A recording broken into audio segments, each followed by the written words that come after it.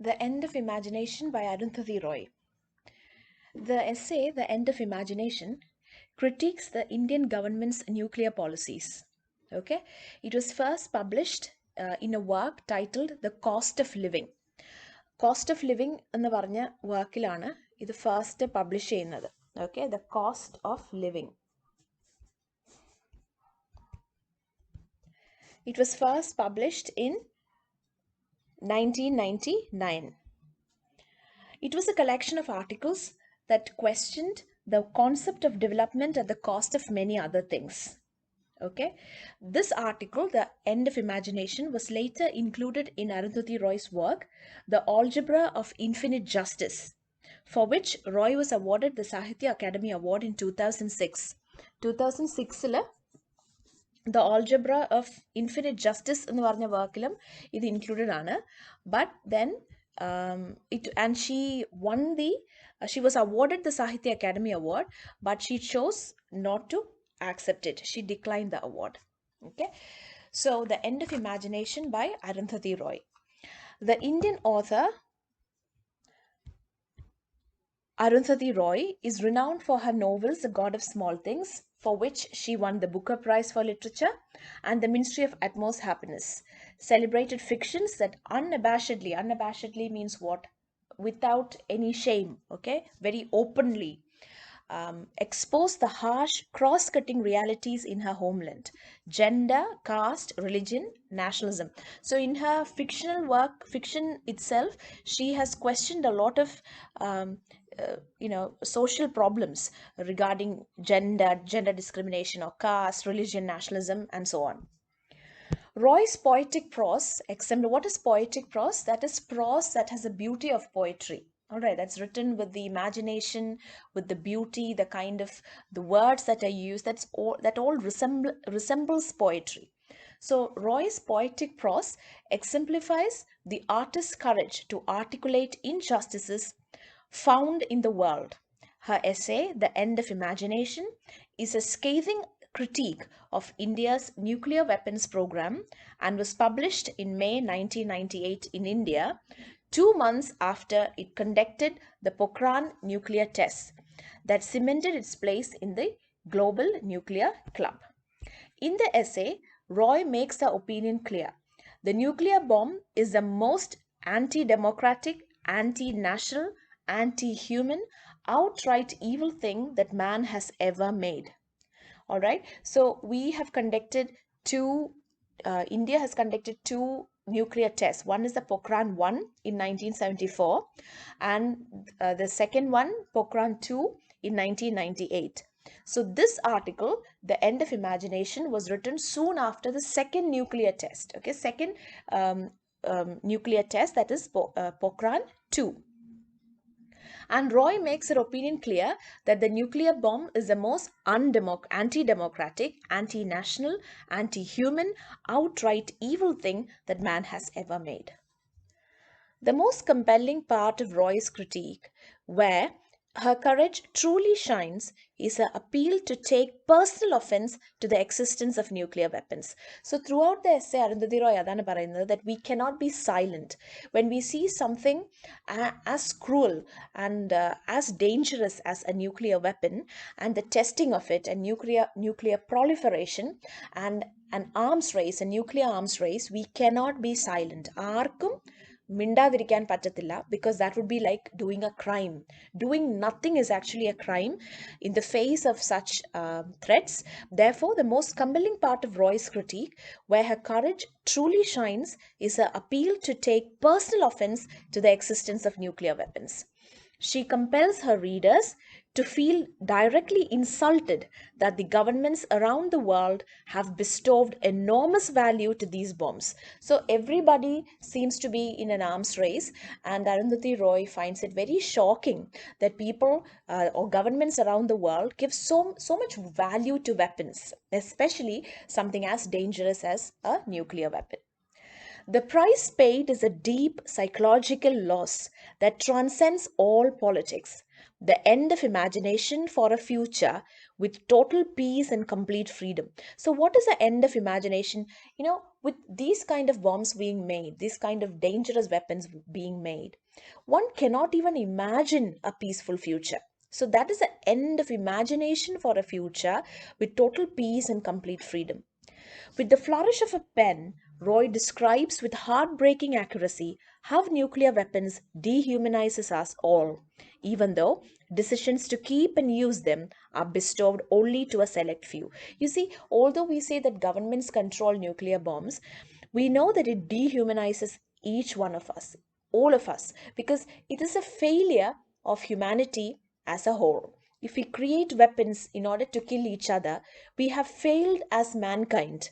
So, although only few people have control over it, we can say that the existence of these weapons actually dehumanizes us all, even though decisions to keep and use them are bestowed only to a select few. Let's look at the first question. Why does Arundhati Roy say that she is humiliating herself? So, at the beginning of the essay, she says that she's going to write about, um, you know, nuclear weapons. She's going to denounce nuclear weapons, and then she's going to humiliate herself. So, the question is, why does she say that she's going to humiliate herself? In the end of imagination, Roy notes that there is nothing new or original left to be said about nuclear weapons. And there can be nothing more humiliating for a writer of fiction to have to do than restate a case that has over the years already been made by other parts of the world, other people in other parts of the world, and made passionately, eloquently, and knowledgeably. See, what she is saying is the plea against nuclear weapons, please don't make nuclear weapons, it's dangerous for humanity. These kind of pleas have been made by other people in other parts of the world. Here you can actually add other people if you want. Okay, over the years already been made by other parts of the world is also okay, it does make sense. Okay, and made passionately, eloquently, and knowledgeably. Okay, so people have made this plea against nuclear weapons quite passionately, quite eloquently, quite knowledgeably for so many years. Okay, over the years, for so many years, people have made this plea. So it's nothing new. Arundhati Roy says it's nothing new that she is going to say in this essay. In spite of that, Roy says that she is willing to voice her opinion and even willing to humiliate herself because keeping silent in a matter such as the nuclear weapon would be indefensible. Okay, close ഈ single inverted ഇവിടെ close ചെയ്തോളൂ. All right. So, why is she ready to humiliate herself? Because she says that she is willing to voice her opinion, although a lot of people have already talked about it, and even willing to humiliate herself abjectly because, like, absolutely, she's ready to humiliate herself absolutely because keeping silent in a matter such as a nuclear weapon is indefensible. That is, it is a crime to actually keep silent when you see something as dangerous as a nuclear weapon in your backyard. All right. Roy understands that to be fatigued in this case, to be silent, would mean the end of us all. That is why she is ready to humiliate herself. Why is that? Because she understands that to be silent would mean the end of us all. Silence is not acceptable in a lot of cases. Although we think that it doesn't affect us directly, we cannot be silent when we see such crimes like nuclear proliferation is actually a crime against humanity. The end of our children and our children's children. Everything we love would come to an end if we remain silent. So either why should we not be silent when it comes to nuclear weapons എന്ന് പറഞ്ഞാലും ഇത് തന്നെ പറയണം.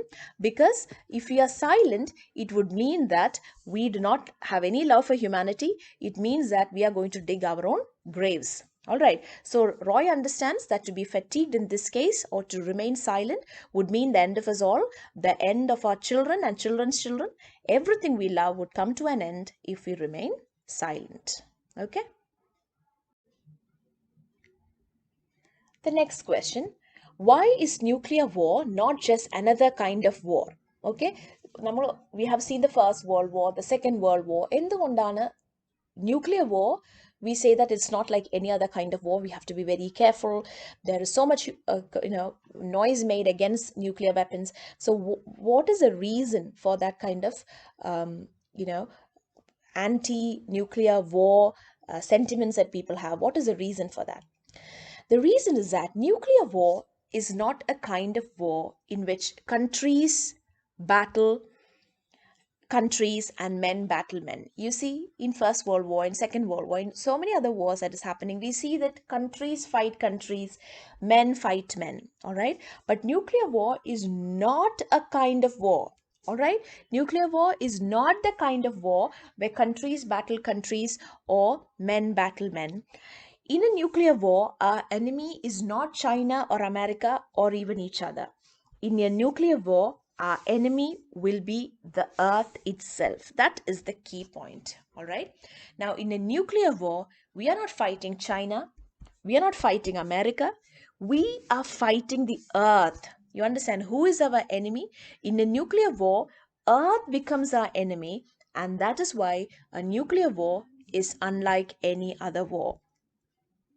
The very elements, the sky, the air, the land, wind, water, all of that will turn against us. And their wrath, wrath means what? Anger. Okay, their wrath will be terrible. See, nuclear pollution, it cannot be cleaned up. You know that it will lie there for hundreds and thousands of years, and it's going to create a lot of death and destruction. You know, when a nuclear bomb explodes, you know the kind of heat that it generates, and it destroys large areas of land, everything in it, everything turns to dust. After that, for hundreds of years, this nuclear fuel, whatever burned up, the remnants will be there.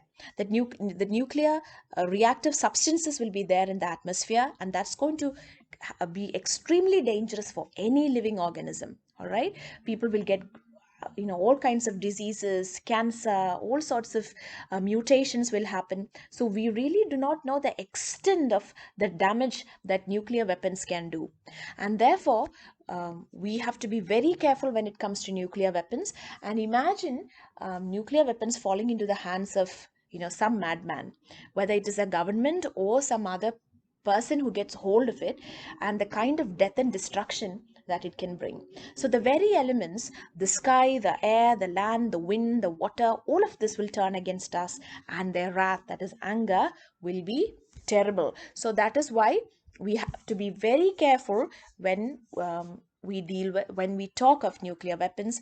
That is why Arundhati Roy is writing this essay. She wrote this essay to make people realize the danger, the kind of a dangerous world that they are living in. Cities and forests, fields and villages will burn for days. Rivers will turn into poison. The air will become fire. The wind will spread the flames. Smoke will rise and it will shut out the sun. You see, these are the kind of dangerous situations a nuclear war or a nuclear explosion can create. And the earth will be enveloped in darkness. There will be no day, only interminable night, and temperatures will drop far below freezing, and a nuclear winter will set in. You see, so it's we have to be very, very careful if a country has nuclear weapons with it, because one explosion, one large explosion, and all life on the planet could actually end. Water will turn into toxic ice, and radioactive fallout will seep through the earth and contaminate groundwater. Most living things, animals and vegetables, fish and fowl will die. Only rats and cockroaches will breed and multiply and compete with humans for what little food is left. So so please add war here, okay? So nuclear war here. So nuclear war is not just any kind of war. It is going to be the war that finally wipes out the human race from the face of earth. All right. So why do we have to be very careful? Because nuclear war is going to be the war that finally wipes out the human race from the face of earth. So it's not like any other kind of war. Okay. I hope that idea is clear. The next question, What is the theory of deterrence? Deterrence means to stop, to deter somebody. Deter somebody is to stop. So, എന്താണ് nuclear war's theory of deterrence in the case of nuclear proliferation? Now, what is deterrence theory? Because all countries say that we have nuclear weapons, or we have weapons so that another country will not attack us. It's for protection. It makes them afraid. It stops them from being aggressors because they know that we have nuclear weapons. So ഈ അങ്ങനെ ഒരു തിയറിയാണ് theory of deterrence എന്ന് പറയുന്നത്. വെച്ചാൽ നമ്മൾ നമ്മുടെ കയ്യിൽ എല്ലാ ആയുധങ്ങളും എടുത്തു വെക്കുന്നു, എന്നിട്ട് നമ്മൾ പറയുന്നു നമ്മുടെ കയ്യിൽ ഈ ആയുധങ്ങളൊക്കെ ഇരിക്കുന്നതുകൊണ്ട് നമ്മൾ ആരും അറ്റാക്ക് ചെയ്യില്ല. You understand? Because they will be afraid that we will retaliate. അങ്ങനെ ഒരു ഭയത്തിലൂടെ ഉണ്ടാക്കുന്ന ഒരു പീസ് നമുക്ക് ഉണ്ടാക്കാൻ സാധിക്കും എന്നുള്ള ഒരു തിയറിയാണ് ആക്ച്വലി തിയറി ഓഫ് ഡിറ്ററൻസ് എന്ന് പറയുന്നത്. So what is the theory of deterrence in the case of nuclear proliferation? എന്താണ് ഈ theory of deterrence? Deterrence theory holds that nuclear weapons are intended to deter other states from attacking with their nuclear weapons through the promise of retaliation and possibly mutually assured destruction. Appam, see, it stops them from what? Deterrence theory എന്താണ് argue ചെയ്യുന്നത്? That nuclear weapons are intended to deter, to stop other states from attacking with their nuclear weapons. How? Through the promise of retaliation. See, അവര് attack ചെയ്താൽ നമ്മളും attack ചെയ്യും. You understand? So there is a promise of retaliating. Retaliating means to fight back, to attack back. There is a promise of retaliation and possibly mutually assured destruction. Mutually assured destruction ആണ്. Mutual destruction അത് promise ചെയ്യുന്നുണ്ട്. If you touch us, we'll touch you. If you destroy us, we'll destroy you. ഇങ്ങനൊരു threat വരുമ്പോഴത്തേക്കും they will not attack. അതാണ് ഈ deterrence theory വെച്ച് കൊണ്ട് ഉദ്ദേശിക്കുന്നത്. Deterrence theory holds that nuclear weapons are intended to deter other states from attacking with their nuclear weapons through the promise of retaliation and possibly mutually assured destruction. Now, ഇതിന്റെ flow എന്ന് പറഞ്ഞത് FLOW അല്ല, FLAW means short fall. ഇതിന്റെ problem എന്താണ്? ഈ തിയറിയുടെ problem എന്താന്ന് വെച്ചാൽ the first flaw is that the theory of deterrence assumes that the first flaw of the theory is that it assumes that what deters one party will deter the other. You see, say for instance, ഇതിന്റെ argument എന്താണ്? നിങ്ങൾ ഞങ്ങളെ attack ചെയ്താൽ ഞങ്ങൾ നിങ്ങളെ attack ചെയ്യും. All right? It means that those people are afraid to die. അതാണ് നമ്മുടെ ആർഗ്യുമെന്റ്. ഓക്കെ, അവർക്ക് നമ്മളെ ഭയമാണ്. കാരണം അവർ നമ്മളെ അറ്റാക്ക് ചെയ്താൽ നമ്മൾ അവർക്ക് ഉപദ്രവം ഉണ്ടാക്കും. പക്ഷേ എല്ലാവർക്കും ഭയമുള്ളവരില്ല, വട്ടുള്ളവരുണ്ട്. Imagine suicide bombers. See, suicide bombers they have already decided that they're going to die. അവർക്ക് ബുദ്ധിയും ബോധവും ഇല്ല. അവർ ബ്രെയിൻ വാഷ്ഡ് ആയിരിക്കാം, അല്ലെങ്കിൽ they might be on some substances. We never know. Their brain is not working properly. They are already on a self-destructive mode. അവർ already അവരുടെ self destructive mode on ആക്കി വെച്ചിരിക്കുകയാണ്. സോ അങ്ങനത്തെ ക്രേസി പീപ്പിളിനോട് നമ്മൾ അവരെ ഭയപ്പെടുത്താൻ നോക്കിയിട്ട് കാര്യമുണ്ടോ? Not at all. So the problem is that the problem with this argument is that it assumes that what deters one party, because we respect life, because we think that life is precious, doesn't mean another person will feel like that. There might be madmen. We don't know. So paying attention to a suicide bomber, it is clear that this theory does not work. You understand? You cannot threaten a suicide bomber because he has already decided to die. You understand? So our theory, the first flaw of deterrence theory is that we cannot assume that what we are afraid of, another person is also afraid of that. Or what we respect, they also respect. അങ്ങനെ പറയാൻ പറ്റില്ല. The second flaw, FLAW again, please note the spelling of the theory, is that it assumes that fear will stop a nuclear war. Fear, അവർക്ക് പേടിയാവും. നമ്മുടെ കയ്യിൽ nuclear weapons ഇരിക്കുന്നു എന്ന് പറയുമ്പോൾ അവർക്ക് പേടിയാവും. അപ്പോൾ ആ പേടി കൊണ്ട് അവർ നമ്മളെ അറ്റാക്ക് ചെയ്യത്തില്ല. But to fear a nuclear war, people should know what exactly the war creates. ഈ ന്യൂക്ലിയർ വാർ ഉണ്ടാവുമ്പം അതിൻ്റെ പ്രോബ്ലംസ് എന്താണെന്ന് ആൾക്കാർക്ക് മനസ്സിലാവണം. അത് മനസ്സിലാവണമെങ്കിൽ ആൾക്കാർക്ക് നോളജ് വേണം. But people don't have knowledge. But to fear a nuclear war, people involve should have the knowledge to understand the perils that it will bring about. So deterrence will not and cannot work given the level of ignorance and illiteracy that hangs over many countries. All right?